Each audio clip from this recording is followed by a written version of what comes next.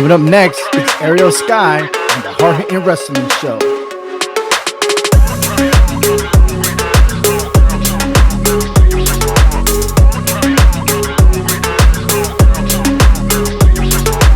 Welcome, Ariel, to the HHWShow podcast. Thank you for joining for your busy schedule here. Thank you so much for having me. Can't wait to chat. Yes, I mean, wow. From the beginning that I've seen you wrestle in independent scenes, you're now with Women of Wrestling. How does it feel to be there at this moment? Dang. I'm literally here right now in California. It still doesn't feel real to me in the sense of like, it's just funny because I'm just like, okay, my story with wrestling was so backwards. And I remember after my first independent match, I literally looked at the girl I was wrestling and I was like, okay, thank you for the match. Hug, thank you. I'm done with wrestling. I'm never wrestling again. So Really?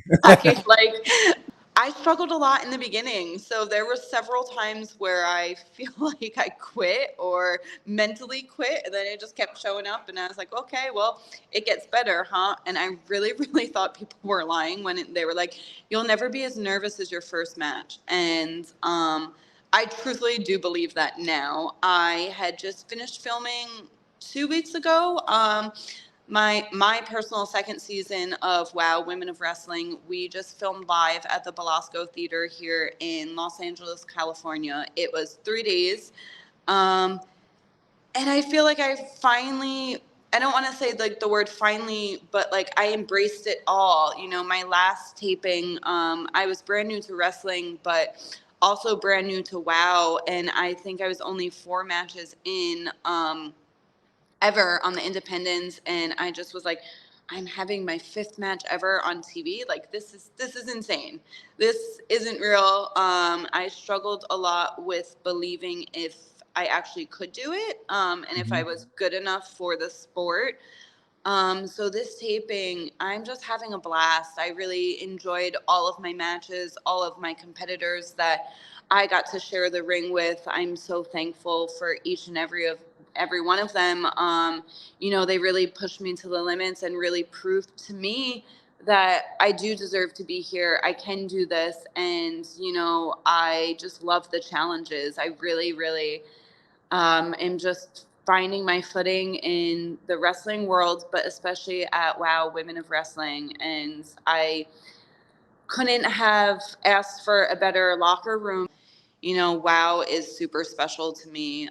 My debut match was with BK Rhythm, and still to this day, it was a shorter match. It was maybe like 5-6 minutes, but it was one of my fondest memories in wrestling so far, and it was so, so special to me. So I Talk really, about BK Rhythm because I saw the match and she had a lot of words to say. Almost reminded me of the WWE John she sure Cena, did. right? Okay. And I'm So, like, you just got there. She don't even know you, And for you yeah. to take that victory, for one, that would have shut her up. But secondly, I did win. um, Did you not watch? say again. You said for me to take it. I thought you said if I did. I was like, I did No, win. no, no, no. What I said was when you defeated her, well, Gotcha, one, you shut gotcha. her up, right? But trying to put 2 and 2 together, you was a gymnast, right? Yes. Hmm. Right. And there was something that I'm trying to go back to where I found an information that people doubted you even when you were younger. Yeah. Um, So to put that in the storyline the way she did and everything, it was like, okay, I can see the buildup of Ariel Sky coming up now. yeah. Could you tell us more on how you overcame those obstacles? So I started gymnastics since I was 4. I don't recall. I believe it was just fun at that time. Mhm. I have no concept of time, but I remember when I started competing, not that it was never unfun to me. My family was very adamant on telling me like, hey, Nick, when this no longer becomes fun for you and you no longer love it, you are allowed to quit, if you will. Because I had teammates that they were very, very good, but after a while, you could just see them lose the passion, the drive, the desire. They just didn't want it anymore. And Right. I feel like at a point, it is very taxing and tolling on your body physically and mentally. You need to be honest with yourself. I knew at a very young age, I specifically remember one practice, I just like had this conversation with myself, this whole conversation in my head. And I just knew I wasn't going to go to the Olympics. And I just kind of was like, okay, like, I know gymnastics will always be a part of my life. To what extent, I didn't know at the time. Mhm. So I feel like my first, I guess, encounters with feeling not good enough, or like I wasn't just good for the sport or anything, didn't really happen while I was in it, so to speak, which Okay. I'm very thankful for that experience, because it was always very fun. I took it very seriously. I would practice 5, 6 times a week for 6, 7 hours a night, so it's not like I didn't take it seriously. Like, this was my life. This was my This is life. your teenage life we're talking about here. Would you say? I'm sorry. This is your teenage life doing gymnastics, practicing 5, 6 days a week. Yes and no. Okay. I had stopped competing competitively in like eighth grade, seventh, eighth grade, around there. Okay. I had my first knee surgery, but I was just very thankful for like I didn't struggle in the sense of like you see some of these gymnasts feeling like they're not good enough from their coaches and stuff. I always had very hard coaches, so I'm used to that. But my struggles, I suppose, started after gymnastics. I was looking for something. I didn't know Mm. what it was. I was feeling less than. I felt like even growing up, like with my family and everything, like, she was an athlete. Like, that's what I had to offer. Mhm. I was the athletic one. So when I no longer could do it, I felt less than.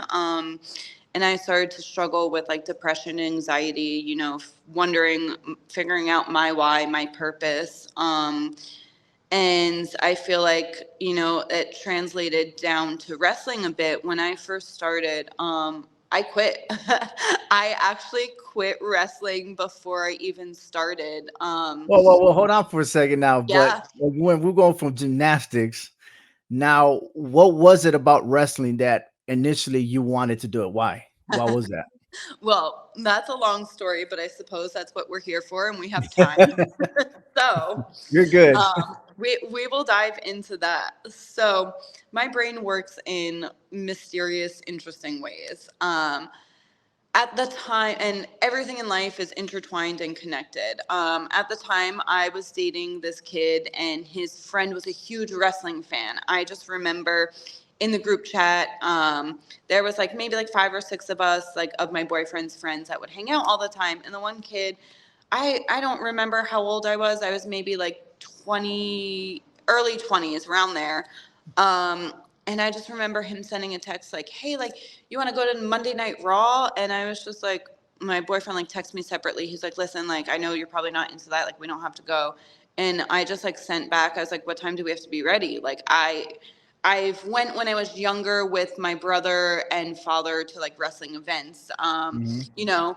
So I just remember being there, and it was brand new to me again, because I wasn't really a fan growing up, or even at this stage of my life. I was maybe give or take 24, around there. I just remember sitting in the arena, and the place is packed, and I'm sitting there, and we're just having a blast. I don't know who anyone is, at this point. I'm just watching, and all of a sudden, like, I get this like cold chill over me. Someone's music hits. The place went bananas, and I'm like looking. I'm like, who is this? Like, and these two girls come out, these two twins. At the time, it was Nikki and Brie Bella, the Bella Right. twins.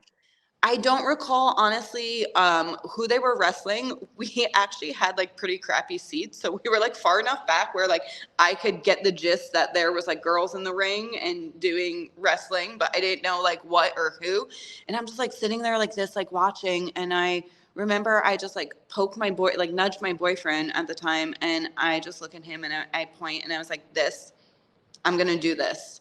And he was just like, haha, like you probably could, you're athletic, and like brushed it off. And so that was like my first aha moment of me just like looking around, watching, not even, I don't want to take away from what they were doing, but from my background, I was just watching and I was like, I can do this. Like, I need to find a way to make this my own, because along with the energy, the entrance, like the crowd reaction, I just like absorbed it all, and I was just watching and I was like, I'm gonna make this my own.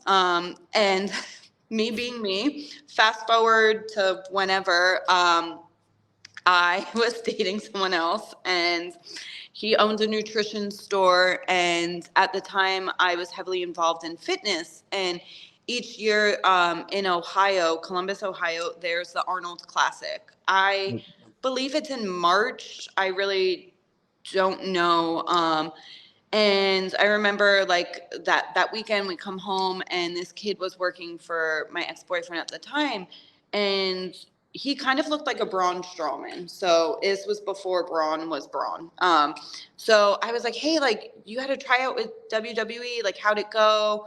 And he told me about it, and that was brief. And I just remember months had passed at this point. I had broken up with the guy I was dating, whatever. And I ran into this guy one night. I got conned into going out for one of my best friend's birthday. I am such a homebody. I don't go out to clubs, don't really leave my house. I was like, whatever, I'll go out, be a normal person, enjoy life.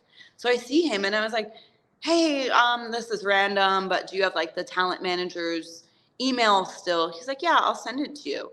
So he had sent it to me, and me being me, I like typed up like a little email, and I was like, basically the gist of it was like, I do not know anything about wrestling. Eager and willing to learn. Sent them my background with gymnastics, fitness modeling, fitness competitions, all the whole nine. At the time, certain shows were still relevant, so I was, telling them I would be interested in that. Didn't think I would hear anything. It was kind of a shot in the dark, I'm like, oh, what's the worst that can happen? They ignore it. It goes to spam folder. The next morning, I literally get an email, and it's like, okay, we would love to consider you. Here's a tryout. What's better, May or June? Like, they gave me two dates, two different dates. That's how I got my in with wrestling. Amazing. Yeah, so Amazing. it's pretty interesting and backwards, but it's my journey and it's so special to me. And now being having a contract with wrestling at Wow Women of Wrestling, it's just so surreal to me, because I'm like, here I am, a kid that wasn't really supposed to do wrestling, but I wouldn't take no for an answer. I just It kind of, happens. it kept You knocking have a until, goal on one thing, and next you know you're doing something else, yeah. and you love it more. Absolutely. Yeah, it kind of kept knocking until someone answered. Mm-hmm. One thing that I think definitely shaped me into who I am today. I've been told no my whole life, So I was like, okay, I'm gonna make them say yes. Not even make them, but like I'm gonna get a yes, regardless of if I just prove it to myself and have one show on the independents, which like my first show on the independent scene was so, so special to me. I don't want to spoil anything, but it turns out the person I wrestled, I ended up wrestling her for like 6 months. We still can't escape each other. She's one of my best friends, and I would have quit wrestling. I tried to quit wrestling, and she kept reeling me back in and really giving me a pep talk, telling me you are made for this. You are where you are supposed to be. It just wrestling. A lot of people do say this, and I feel like you don't realize it till you're in it. A lot of people quit before they really get started because it's more mental than anything. Like, Right. physically, I knew I was always capable to an extent, but also I was like, I don't think I could ever do this. And here I am, with Wow Women of Wrestling, and it's just so surreal still.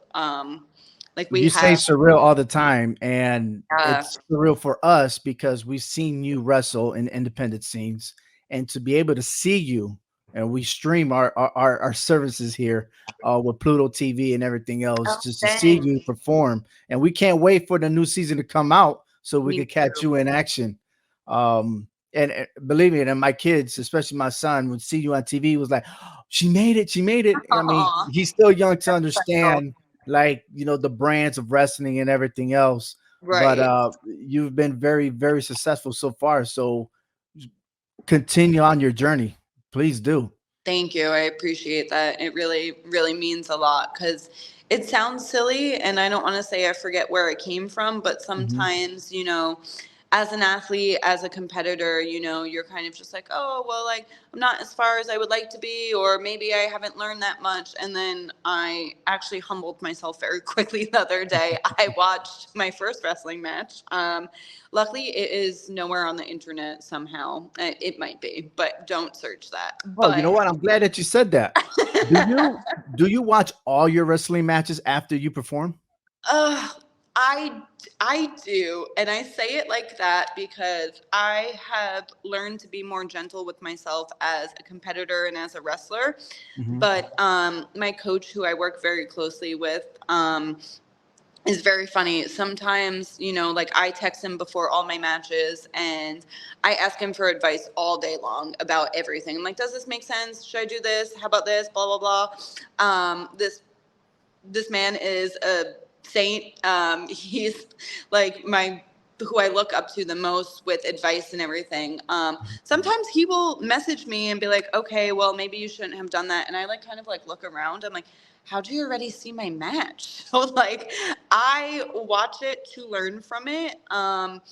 Even when I did gymnastics, it sounds silly, but I would never like to really watch my stuff back just because I'm such a perfectionist. So certain things I'll watch back and I'm like, ugh, why'd I do it like that? Why'd I move like that? Why'd I do this? So I try to be very gentle with myself and watch it back. And I do for studying purposes because sometimes something might feel god awful and then you watch it back and you're like, oh, that's what it looked like. It looked really cool.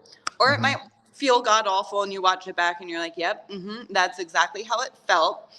But I do watch my matches back to get better and to study from it. But also, as I sit there and like pick it apart, I try to take away at least one super good thing that I liked from the Do match. you implement your gymnastics in the ring? Because I see you do a lot of flips. Your Yeah. signature move doing the moonsault, Yes, that that's backflip actually. landing on your opponent for the 3 count. I mean, that's fabulous.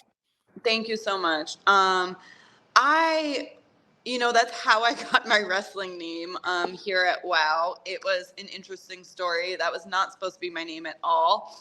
Um, I so laugh because this is not the first time I had a Hall of Famer tell me that too. So I'm interested yeah. on your part now. So when I first came here, I remember like looking at my phone and I had an email and I'm like, oh, like I knew my gimmick was supposed to be a gymnast. That's all I really knew. Didn't know the name, anything. And my partner that I was teaming up with was Randy Rah Rah, and she's a cheerleader, with the whole pom poms, all of that. And it's interesting. I always say gymnastics and cheerleading are like the cousins of each other. Everyone's like, oh, they're the same thing. Some of this stuff I see these girls do, I'm like, how'd you get your leg to go up there? Like, I can't do any of that stuff. These Hmm. like jumps and stuff. I'm like, I could flip. That's about it. So my name was Pep Riley. And I just remember like looking at it and I'm like, okay, it's cute. I'm not really peppy as a person. It's just not me. I'm like, I get it. I get wrestling. But David McLean was very adamant that my character was very different from Randy Rah Rah. So I remember sitting there and I'm like, I'm a gymnast. We do a lot of aerials. And another wrestler was sitting behind me. She's like, yeah, you do those things in the sky. So the creative director looked at me and she shook my hand and she said, Ariel Sky, nice to meet you. And I was like, okay. So that's Wow. how my name was born. Wasn't supposed to be my name at first, but it's It super fitting. matches. I It love I matches. love it. Yes. Yeah. But super organic, and that's how that came about. But yes, the gymnastics side. I love incorporating it, but Mhm. also I personally do not want to just be known as the girl that does gymnastics in the ring, because this is wrestling. I love professional wrestling. I've grown to love it. I work extremely hard at it. So Mhm. I have recently been trying to structure my matches with more wrestling and less flips, because I feel like I can make them mean more if I dabble them in. And honestly, I've been dealing with a lot of shoulder injuries recently. In one of my matches the other day, I went to do something and my shoulder gave out. So Ooh, I need to wrestle more and flip less and just make the flips really mean something. I right. really never understood when people would say less is more in every aspect of life. Because I've been, it's the art that really gets our vision, right? Not only that you acting outside the ring, but in the ring, like a dedicated wrestling fan will love that storyline, how you build up that match, right? right. So I totally understand. And you'll fly high. I mean, look, Yeah. Ariel Sky, I wanted to say thank you so much for being on the show. Wish you the best of luck at WoW. Can't wait till the season premieres so all your fans and everyone could watch WOW. I Have do to. got one more Yes. request. It's for the listeners, and of course, my listeners are in different a variety of ages, but I'm mostly targeted to the youths here. Okay. With everything that you have done and everything else, what message would you want to leave here for them to take?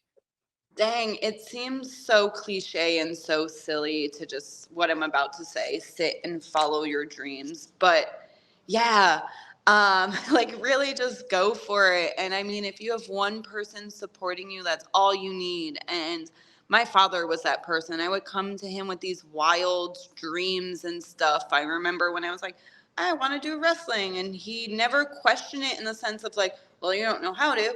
He just was like, okay, well, you don't know anything about wrestling, so let's Google some stuff, printed out some stuff. He's like, okay, there's some schools here, here, and here. You have to do this to get here.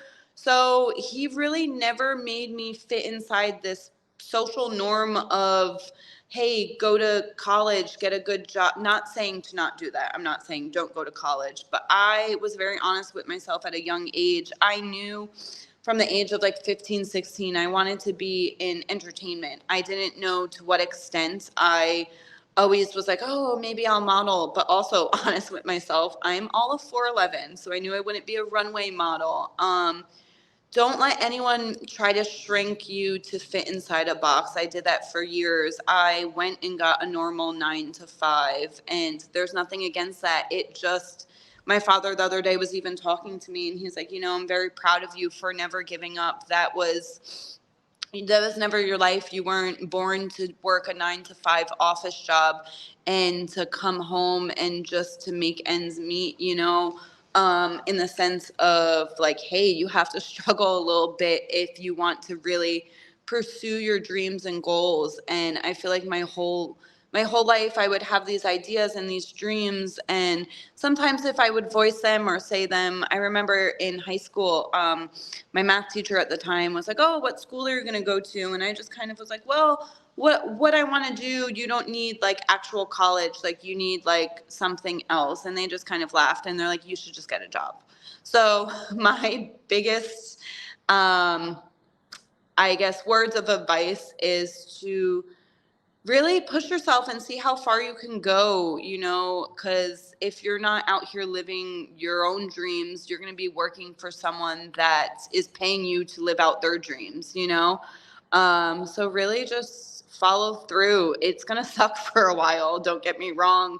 There's been many nights I've cried and I'm just like, what am I doing? I should just go be a trophy wife or something. But here I am, and I'm so grateful that I've had people along the way encouraging me to keep going. And, you have to struggle to make it to where you want to be. Thank you for watching the Hard Hitting Wrestling Show with Ariel Sky as our special guest. Subscribe and follow her social media.